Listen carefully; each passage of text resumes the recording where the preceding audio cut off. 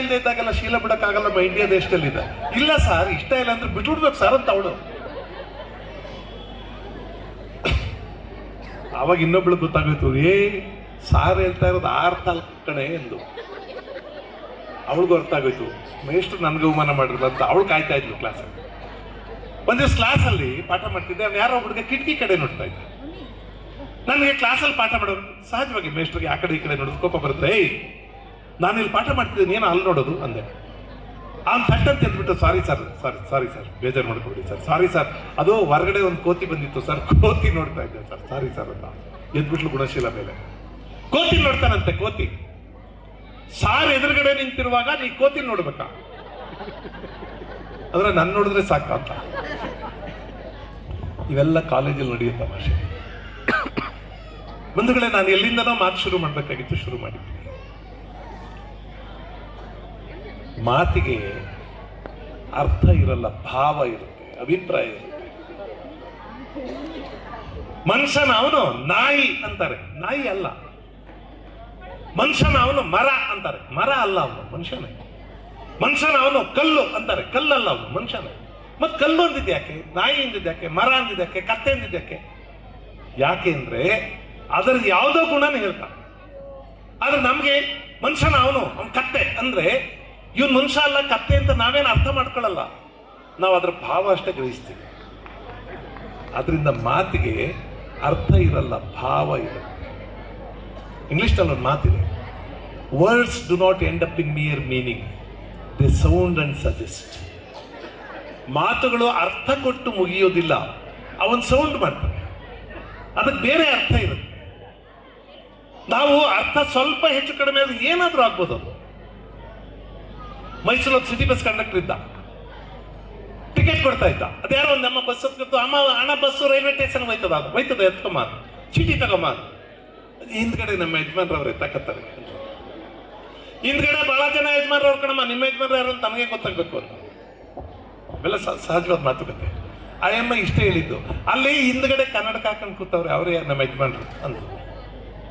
ತಪ್ಪಿದೆಯಾ ಮಾತಲ್ಲಿ? ಅಲ್ಲಿ ಹಿಂದ್ಗಡೆ ನಮ್ಮ ಯಜಮಾನ್ರು ಕನ್ನಡಕ ಹಾಕೊಂಡು ಕೂತವ್ರೆ, ಅವರೇ ನಮ್ಮ ಯಜಮಾನ್ರು. ಕಂಡಕ್ಟರ್ ಎಂತ ತಲೆಹಟೆ ಅಂದ್ರೆ ಅವನಂಗಂತಾನೆ, ಏನಮ್ಮ ನಿಮ್ಮ ಯಜಮಾನ್ರು ಹಿಂದ್ಗಡೆ ಕನ್ನಡಕ ಹಾಕತ್ತಾರ, ಹೇಳೋನ್ಗೆ ಮುಂದ್ಗಡೆ ಹಾಕಬೇಕು, ಹಿಂದ್ಗಡೆ ಹಾಕಿದ್ರೆ ಚೆನ್ನಾಗಿರಲ್ಲ. ಮಾತಿನ ಅರ್ಥ ಏನು ಬದಲಾಗ್ತದೆ ನೋಡಿ. ಅದಕ್ಕೆ ಮಾತಿಗೆ ಇದೆ ಅಂತ ಅರ್ಥ ಅಲ್ಲ.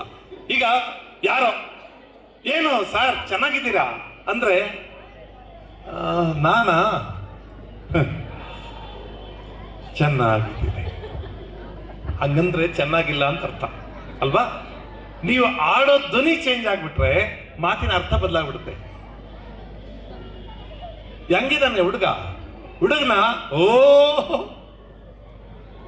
ಅದ್ಭುತ, ಬಹಳ ದೊಡ್ಡ ಮನುಷ್ಯ, ಮಹಾನ್ ಭಾವ, ಹೇಳ್ತಾರೆ ಅವೆಲ್ಲ ದೊಡ್ಡ ಶಬ್ದಗಳೇ. ಆದ್ರೆ ಅರ್ಥ ಏನು ಅಂದ್ರೆ ಅವನ ಅಯೋಗ್ಯ ಸರಿ ಇಲ್ಲ ಅಂತ.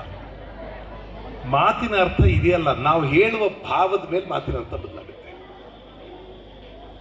ನನ್ನ ನಾಯಿ ಬಗ್ಗೆ ಎಲ್ಲ ಹೇಳ್ತಿದ್ದೆ ಅವಾಗ, ನಾಯಿ ಡಾಕ್ಟರ್ ಅಂತ ಹೇಳ್ತಿದ್ದಲ್ಲ. ಯಾರೋ ಮನೆ ಮುಂದ್ಗಡೆ ಬೋರ್ಡ್ ಹಾಕಿತ್ತು, ನಾಯಿ ಇದೆ ಎಚ್ಚರಿಕೆ, ಬೋರ್ಡ್ ಹಾಕ್ತಾರಲ್ವ, ನಾಯಿ ಇದೆ ಎಚ್ಚರಿಕೆ ಅಂತ ಬೋರ್ಡ್ ಹಾಕ್ತಾರೆ. ಇನ್ ಕೆಲವರು ಬುದ್ಧಿವಂತರು ಇರ್ತಾರೆ, ನಾಯಿ ಇರಲ್ಲ ಅವ್ರ ಮನೇಲಿ, ಸುಮ್ಮನೆ ಎದುರ್ಕೊಳ್ಳಿ ಅಂತ ಬೋರ್ಡ್ ಹಾಕಿರ್ತಾರೆ. ನಾಯಿ ಇದೆ ಎಚ್ಚರಿಕೆ ಅಂತ ಬೋರ್ಡ್ ಹಾಕಿರ್ತಾರೆ. ನಾಯಿ ಇಲ್ಲ ಅವ್ರ ಮನೆಗೆ, ಅವ್ರ ಮನೇಲಿ ನಾಯಿ ಇಲ್ಲ, ನಾಯಿ ಇದೆ ಎಚ್ಚರಿಕೆ ಅಂತ ಬೋರ್ಡ್ ಹಾಕಿದ್ದಾರೆ. ಆ ಬೋರ್ಡ್ ಹಿಂದ್ಗಡೆ ಇವರೇ ನಿಂತವ್ರೆ. ನಾವೇನ್ ಅನ್ಕೋಬೇಕು? ಅವ್ರ ಮನೇಲಿ ಬೇರೆ ನಾಯಿ ಇಲ್ಲ, ಇವರೇ ನಿಂತವ್ರೆ, ನಾವೇನ್ ಅನ್ಕೋಬೇಕು? ಅರ್ಥ ಹೆಂಗಾದ್ರೂ ಆಗ್ಬೋದಲ್ವಾ? ಅದ್ಯಾರೋ ಸ್ನೇಹಿತರು ಮನೇಲಿ ಬೋರ್ಡ್ ಹಾಕಿದ್ದಾರೆ, ಅದ್ಯಾರೋ ಬೋರ್ಡ್ ಕತ್ಬಿಟ್ಟಾರೆ, ನಾಯಿ ಇದೆ ಎಚ್ಚರಿಕೆ ಅಂತ ಬೋರ್ಡ್ ಹಾಕಿದ್ರಂತೆ, ಬೋರ್ಡ್ ಕತ್ಬಿಟ್ಟಾರೆ. ನನ್ಗೆ ಹೇಳಿದ್ರು ನಮ್ಮ ಮನೇಲಿ, ನಮ್ಮ ಏರಿಯಾದಲ್ಲಿ ಎಂತ ಗದ್ಗಿಟ್ಟನ ಮಕ್ಕಳವ್ರು ಅಂದ್ರೆ, ಸರ್ ನಾಯಿ ಇದೆ ಅಂತ ಸುಂದರವಾಗಿ ಬೋರ್ಡ್ ಹಾಕಿದೆ ಸರ್, ಆ ಬೋರ್ಡ್ ಕತ್ಕೊಂಡು ಹೋಗ್ಬಿಟ್ಟವ್ರೆ.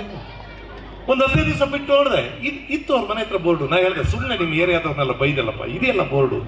ಇಲ್ಲ ಸರ್, ಇನ್ನೊಂದು ಬರ್ಸ್ ಹಾಕ್ದೆ ಸರ್. ನಾನು ಹೇಳಿದೆ, ಬುದ್ಧಿ ಇದೇನ್ರಿ ನಿಮ್ಗೆ? ಇಷ್ಟು ಚೆನ್ನಾಗಿ ಯಾಕ್ರಿ ಬೋರ್ಡ್ ಬರ್ಸ್ ಹಾಕ್ತೀರಿ? ತಗೊಂಡೋಗಿ ಇನ್ನೇನೋ ಬರ್ಸ್ಕೊತಾರ ಅವರು. ಅವನಂದ, ಈಗ ಬೇರೆ ಐಡಿಯಾ ಮಾಡ್ಕೊಂಡಿದ್ದೀನಿ ಸರ್, ಯಾವ ನನ್ನ ಮಗನ ಬೋರ್ಡ್ ಕದಿಯಕ್ಕಾಗಲ್ಲ. ಹೌದಾ? ಏನ್ ಮಾಡಿದ್ದೀರಿ? ನಾನು ಮನೇಲಿದ್ದಾಗ ಬೋರ್ಡ್ ಹಾಕ್ತೀನಿ, ಎಲ್ಲರೂ ಹೋಗುವಾಗ ಎತ್ತಿಟ್ಬಿಡ್ತೀನಿ. ಹೆಂಗ್ ಕದೀತಾರೆ ಅವರು ಅಂದ. ಹಾ, ಅರ್ಥ ಆಯ್ತು ಬಿಡು ನನ್ಗೆ. ಏನ್ ಅರ್ಥ ಆಗಿತ್ತು ನಿಮ್ಗೆ?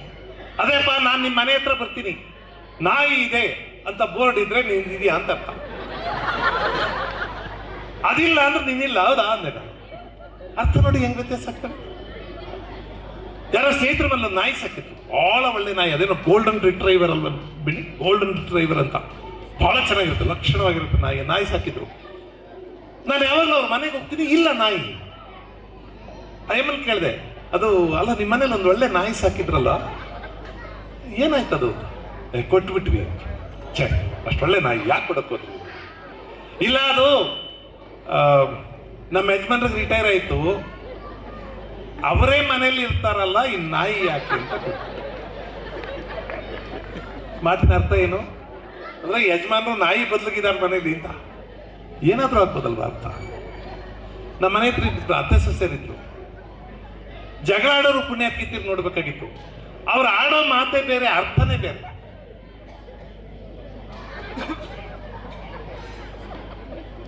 ಸೊಸೆ ಅತ್ತೆಗೆ ಬೈಬೇಕು, ಅತ್ತೆ ಸೊಸೆಗೆ ಬೈಬೇಕು, ಇಬ್ರು ನೇರವಾಗಿ ಬೈದಾಡ್ತಿರ್ಲಿಲ್ಲ. ನಾವು ಸಾಹಿತ್ಯದಲ್ಲಿ ಇಮೇಜಸ್ ಅಂತಾರೆ.